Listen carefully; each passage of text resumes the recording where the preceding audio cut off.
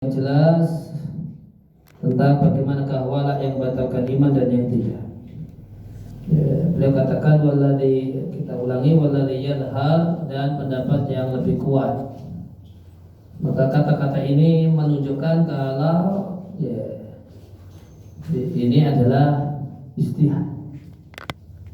Ini bukan satu hal yang bersifat harga mati. Tidak boleh ada ulama yang punya pendapat yang berbeda. Bahasanya wala kekafiran adalah mahabbatul kufar, mencintai orang kafir karena agamanya dan memberikan pembelaan kepada mereka karena agamanya dan ridha dan senang dengan agamanya. Dari mana asal dhabit ini atau parameter ini disimpulkan dari perkataan Abdul Latif ibn Abdurrahman ibn Hasan Sa'adi, dan tegas apa yang dikutip oleh Ibnu Jauzi, dikatakan oleh Al-Alusi, As-Saqiti, dan Ibnu Utsaimin. Dalilnya adalah hadis yang dijadikan oleh As-Sittah, kutubus Sittah kecuali Ibnu Majah, dari Ali bin Abi Thalib radhiyallahu anhu tentang kisah Hatib ibn Abi Balta'ah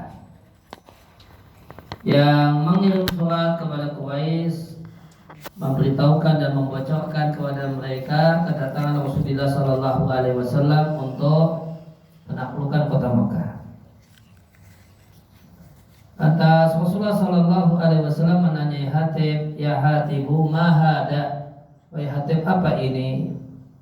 Hatib mengatakan, jangan tergesa-gesa memvonis aku. Sesungguhnya aku adalah seorang yang nempel dengan Quraisy, padahal aku bukan bagian dari Quraisy. Wakana man ma'aka minal muhajirin, sedangkan muhajirin yang bersama wahai sang Nabi, mereka punya kerabat yang melindungi keluarga mereka di Mekah. Maka aku ingin idza fatani dzalika minan nasab, jika aku tidak mendapatkan hal itu dari sisi nasab di tengah-tengah Quraisy, dari sisi nasab, maka fihim, di tengah-tengah mereka aku punya jasa, yang dengan jasa itu mereka melindungi kerabatku. Aku tidak melakukan hal tersebut karena kafir atau kemurtadan, ingin murtad dari agama, bukan pula ridha dengan kekafiran setelah masuk Islam. Respon Rasulullah Sallallahu Alaihi Wasallam, inau sadaqakum, Hatib itu jujur kepada kalian. Maka perkataan Hatib ditambah persetujuan Rasulullah Sallallahu Alaihi Wasallam itu tegas menunjukkan bahasanya semata-mata perbuatan Hatib itu bukan kekafiran, bukan kemurtadan dari agama. Seandainya semata-mata perbuatan Hatib itu kekafiran, maka Hatib tidak perlu mengatakan aku tidak melakukannya kekafiran. Karena semata-mata kekafiran itu kekafiran. Sebagaimana orang yang mengejek Allah itu tidak sah beralasan aku tidak mengatakannya karena kafir. Karena semata-mata mengejek Allah itu sudah kekafiran. Kemudian dalam perkataan Hatib bin Abi Balta'ah ini terdapat penjelasan tentang parameter kekafiran. Karena beliau mengatakan tidak aku lakukan hal ini karena senang dengan kekafiran setelah masuk Islam. Jika ada menyanggah, karena tadi ada istihadi tadi, maka ada bantah berbantah, ada diskusi. Hukia atau hakabadul ulama, sebagian ulama menghikayatkan bahasanya semata-mata bantu orang kafir itu kafir. Jawabannya, hikayat atau ijma yang dihikayatkan ini ada dua kemungkinan. Yang pertama, keluar dari hal yang sedang diperselisihkan, semacam perkataan Ibnu Hazm di Al-Muhalla, sahih bahwasanya firman Allah Ta'ala, siapa yang loyalitas, memberikan loyalitas kepada mereka orang kafir di antara kalian, maka dia bagian dari mereka. Maka kata Ibnu Hazm, ini adalah wa al-zahiri, mengikuti zahirnya, bahasanya dia adalah orang kafir dari bagian orang-orang kafir. kata Ibnu Hazm, wa hadza haqqun la yakhtalifu fi ithnani minal muslimin. Ini sebuah kebenaran yang tidak mungkin ada dua muslim yang memperselisihkannya. Ya, maka perkataan Ibnu Hazm ini dalil tentang kafirnya tawalli. Bahasanya tawalli itu kekafiran.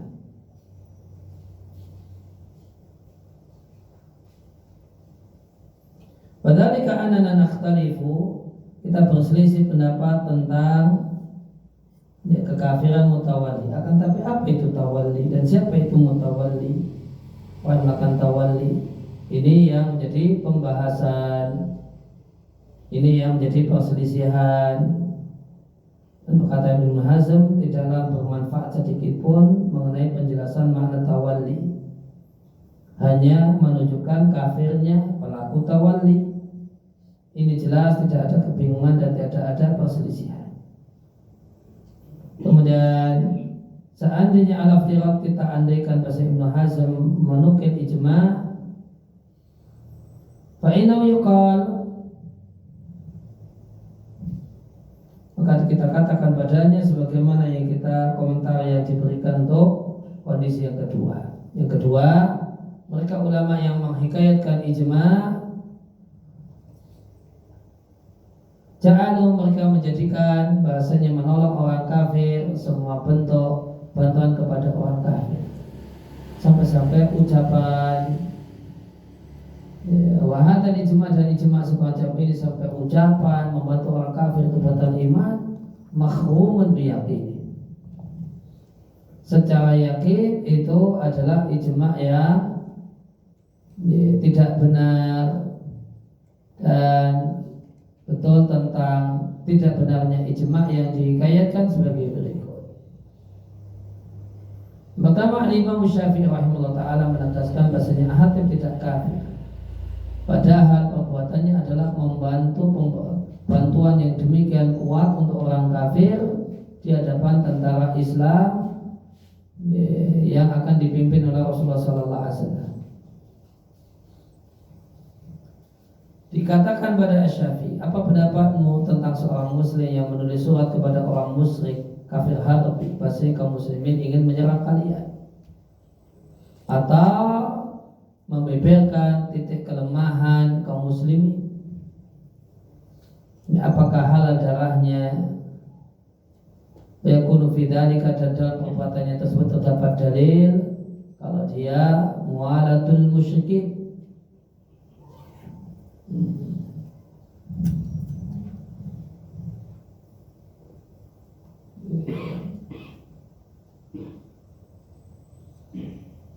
Ya, mumalatul musyrikin.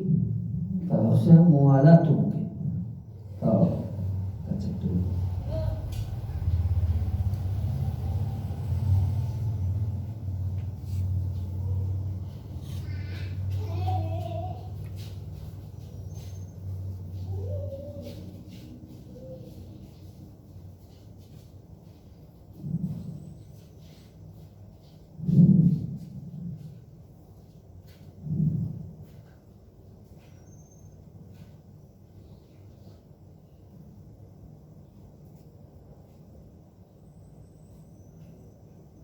Sama mumala'atu sama mala'a yumali'u, menolong dan membantu.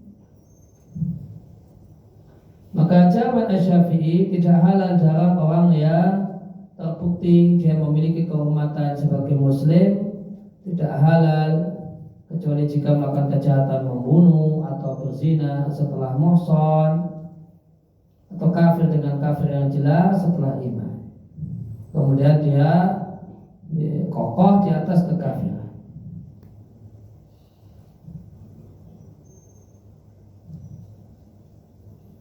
Dan tidaklah menunjukkan titik kelemahan muslim atau membantu orang kafir dengan mengingatkan bahasa kaum muslimin ingin melakukan gharas, serangan tiba-tiba supaya mereka waspada terhadap serangan, atau ayat taqaddam fi nikayatil muslimin, atau kemudian kemudian supaya maju untuk menyerang kaum muslimin, ini semua belumlah bikufrin bayinin, kufur yang nyata. Maka kutanyakan pada Syafi'i, apakah engkau katakan ini berdasarkan hadis ataukah qiyas? Maka jawaban Syafi'i, maka aku jawab, itu berdasarkan hal yang tidak boleh bagi seorang muslim. La yasa'u musliman ilmuhu indi, tidak boleh bagi seorang muslim yang mengetahuinya menurutku, tidak boleh baginya menyelisihinya. Dan ini berdasarkan bisunnah al-mansusah, nas yang tegas setelah istidlal bil kitab, setelah berdalil atau melakukan qiyas dengan Al-Quran. Faqila li Syafi'i, ditanyakan pada Syafi'i, sebutkan hadis tentang hal ini. Kemudian Syafi'i membawakan hadis Hatib ibn Balta'a. Kemudian Syafi'i mengatakan, fi hadzal hadis, di hadis ini, wa wasafna, dan apa yang kami deskripsikan, apa yang kami jelaskan kepada Anda, itu membuang hukum dengan penggunaan sangkaan.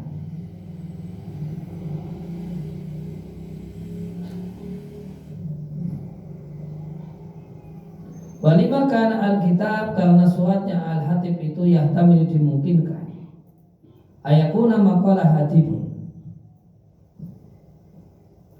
ya, bahasanya sebagaimana dikatakanlah Hatib, kama qala, sebagaimana dikatakan, min annahu, bahasanya dia tidaklah melakukan itu karena ragu dengan Islam, dan bahasanya Hatib itu melakukan hal itu untuk melindungi keluarganya, dan dimungkinkan kalau itu adalah ketergelinciran, bukan karena kebencian terhadap Islam, dan dimungkinkan makna yang paling jelek, yaitu karena kekafiran. Maka perkataan Hatib itulah yang dibenarkan untuk mahtamala fi'lu, untuk perbuatannya yang mengandung berbagai macam kemungkinan. Dan putusan Rasulullah SAW untuk Hatib, bahasanya tidak boleh ada hukuman mati untuk Hatib,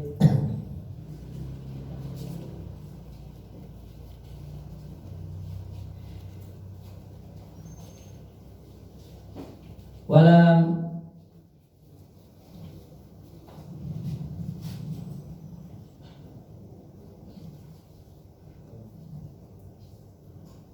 yasta'mil alaihi al-aghlab, dan Nabi tidak menggunakan untuk Hatib kemungkinan yang paling kuat,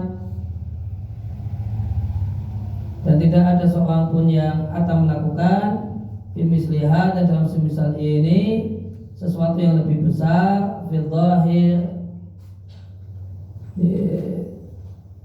dalam kemungkinan yang lebih mendekati minhu dari, karena perkara Rasulullah SAW itu mubayyinun, itu terbedakan tentang keagungannya bagi semua manusia setelahnya. Maka orang yang membocorkan kepada orang musyrik tentang Rasulullah SAW, dan Rasulullah SAW ingin menyerang tiba-tiba mereka,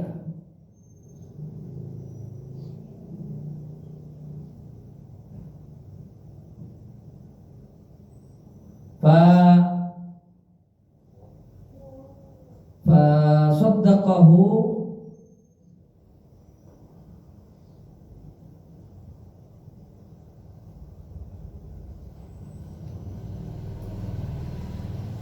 atas Nabi membenarkannya,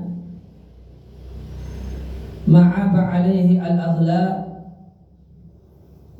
Nabi tidaklah mencelanya dengan yang paling, kemungkinan yang paling dominan yang terbetik di dalam jiwa. Fayakunu lidzalika maqbulan kana min ba'dihi fi aqal min halihi. Fadzalika fayakunu lidzalika, oleh karena itu makbulan diterima, kana man ba'dahu,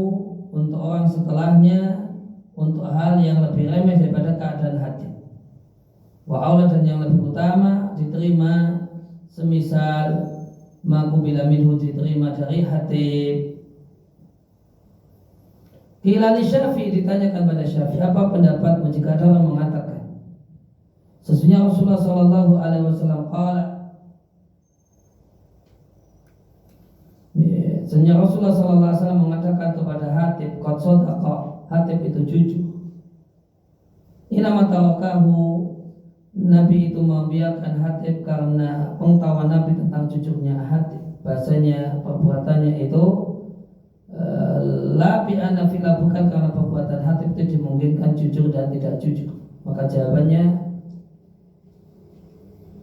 sungguh Rasulullah sallallahu alaihi wasallam mengatakan bahwa orang munafik itu bohong. Dan Nabi melindungi darah mereka berdasarkan lahiriah.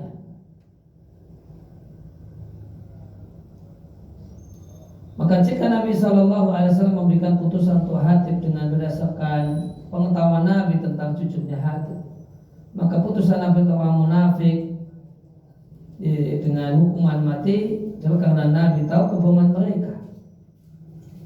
Namun ternyata walakin akan tapi Nabi hanyalah memberikan penilaian fikulin untuk semuanya, untuk Hatib, demikian juga untuk orang munafik dengan al-dhahir, dengan apa yang nampak. Dan Nabi serahkan kepada Allah minhum asarair, rahasia minum dari orang-orang munafik.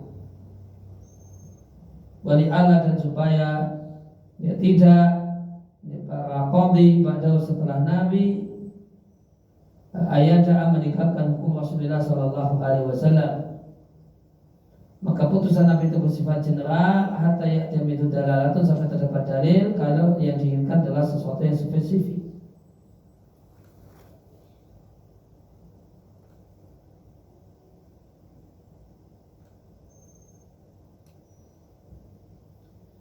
Atau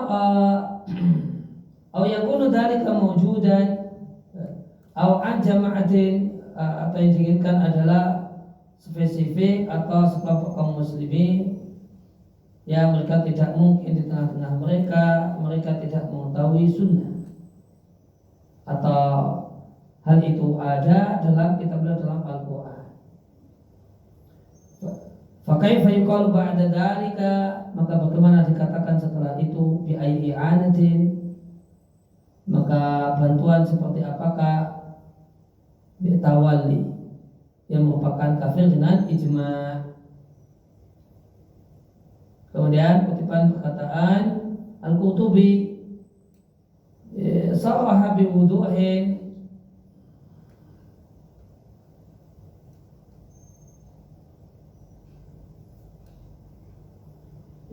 dengan tegas, dengan jelas menegaskan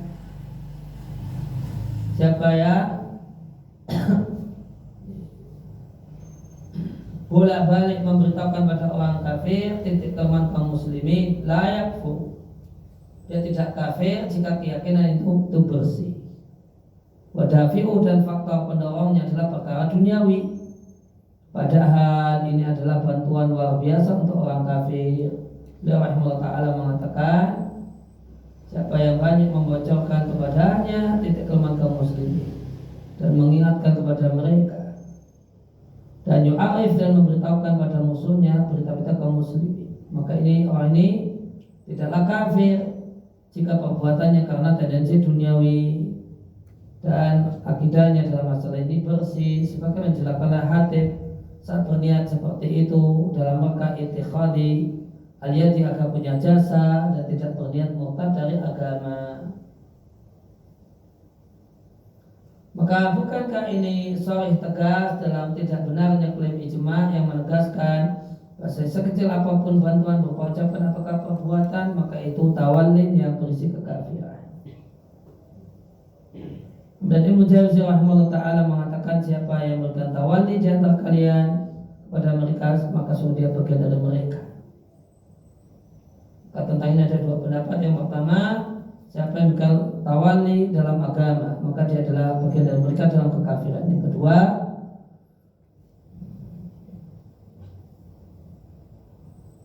dalam yatawallahum, siapa yang berloyalitas padanya dalam perjanjian, maka dia bagian dari mereka dalam mukhalafatil ahdi, melanggar perjanjian.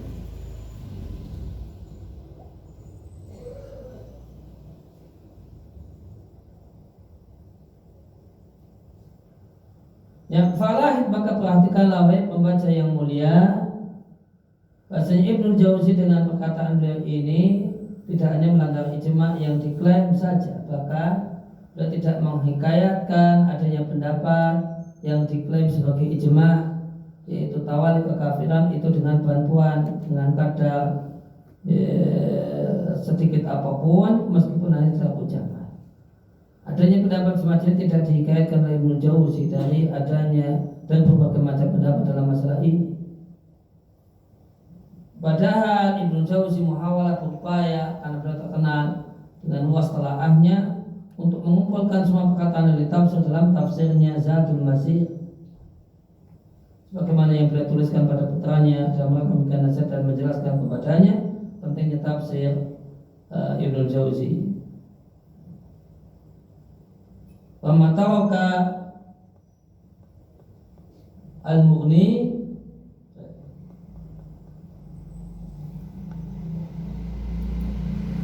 dia katakan pada putranya dalam nasihatnya, wa matawaka al-Mughni wal Zadul Masir hajatan ila syai'in natafasir. Tidaklah Al-Mughni dan Zadul Masir tafsirnya Ibnu Jauzi itu membutuhkan satupun buku tafsir. Siapa yang menguasai Zadul Masir tidak perlu buku tafsir yang lain. Kemudian Abu Fathul Mahmud Al-Alusi mengatakan yang dimaksud dengan wa may yatawallahu minkum fa innahu minhum adalah kafir semisal mereka secara hakiki.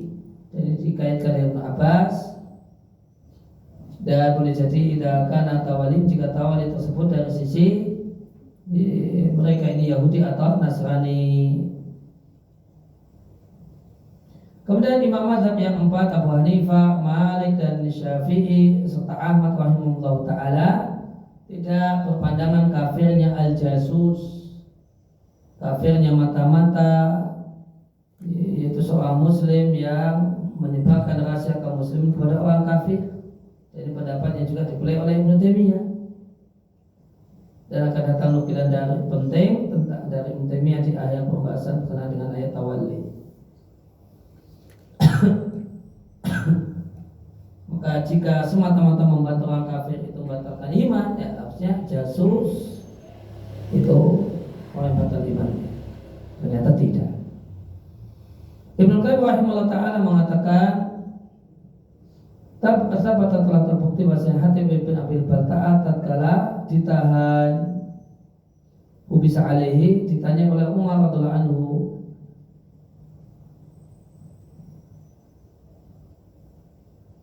atau Umar meminta pada Nabi boleh memenggal lehernya Hatib, namun Nabi tidak memberikan izin dan kesempatan pada Umar.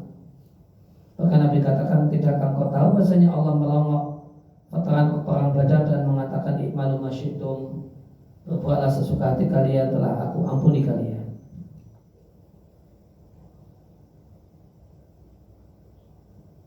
Dan para ulama berselisih pendapat Fidalika tentang hal ini. Sahnun Madzhab Malik mengatakan,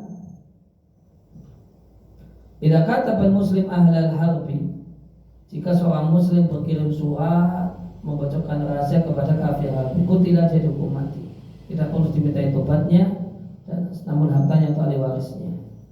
Sedangkan ulama Malikiyah yang lainnya mengatakan dicampur dengan jamu yang bikin sakit dan ditahan dalam waktu yang lama dan dijauhkan dari wayunfa min maudi'in, dia dibuang dari tempat yang dengan tempat itu dia dekat dengan orang kafir. Sedangkan Ibnu Qayyim berpendapat dia diberi hukuman mati dan tidaklah diketahui baginya pintu tobat, maka disebut zindiq. Dan Syafi'i, Abu Hanifah dan Ahmad mengatakan hukumannya sudah tidak ada hukuman mati. Wal fariqani, dua kelompok dalam ini semuanya berjalan dengan kisah hati. Kata-kata dikuwajib dan telah disebutkan tentang sisi penilaian mereka. Sedangkan Ibnu Aqil mencocoki Ibnu Aqil dari Ashab Ahmad mencocoki Malik dan para pengikutnya.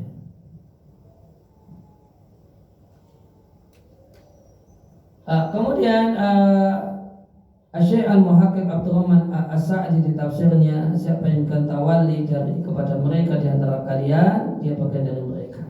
Sukal Ibnu Sa'di mengatakan, karena tawali yang sempurna, ingat yang sempurna mengharuskan berpindah pada agama mereka. Sedangkan tawali yang tidak sempurna disebut tawali kecil, itu mendorong pada tawali banyak. Kemudian bertahap sedikit demi sedikit sehingga akhirnya hamba itu bagian dari mereka. Sekian kutipan. Fahada sharihun, maka ini kutipan yang tegas. Rasanya kekafiran tidaklah terjadi kecuali dengan tawali yang sempurna. Adapun tawali bentuk yang lainnya bukan kekafiran. Dan tawali yang sempurna berkaitan dengan agama, dan ini adalah perkara keyakinan.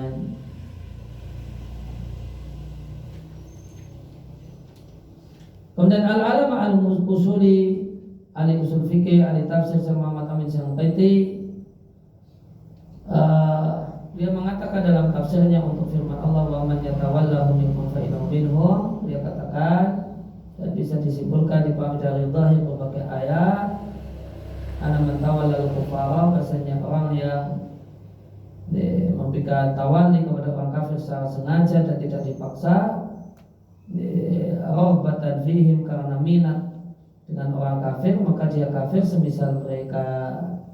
Kita lihat, maka Ibnu Sa'di tidak menjadikan Jamin Singkiti tidak menjadikan vonis kafir secara mutlak, namun digandeng dengan perkara hati atau keyakinan, yaitu tawali kepada orang kafir, rahbatan fihim, karena minat dengan orang kafir.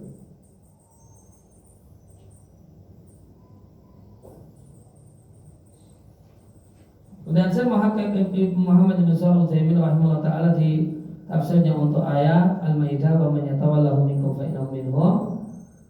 Dan kalau bahasanya menolong orang, memberikan pembelaan pada orang kafir termasuk dosa besar, sebagaimana sabda Rasulullah sallallahu alaihi wasallam, siapa yang menuntut kami bukan bagian dari kami, dan karena Muslim dari Abu Hurairah. Kemudian Syekh Utsaimin mengatakan, al-muhim, kesimpulannya, al-muhim ala kulli halin, ya apapun walhasil kesimpulannya, minhuna dari ini diketahui bahasanya kosakata mualah yang Allah larang adalah mualah loyalitas yang bentuk menolong, membantu, mimma ya'udu alaihi bin naf'i, memberikan manfaat padanya. Jadi satu hal yang haram.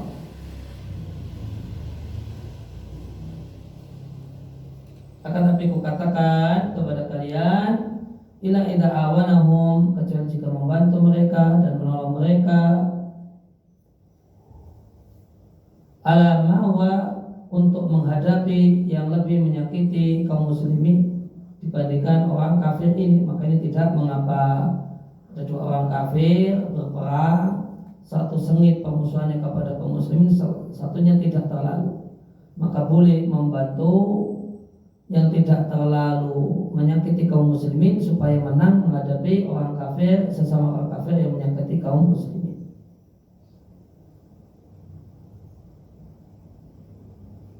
Ya, jika mendorong satu negara kafir ala untuk menghadapi orang kafir yang lebih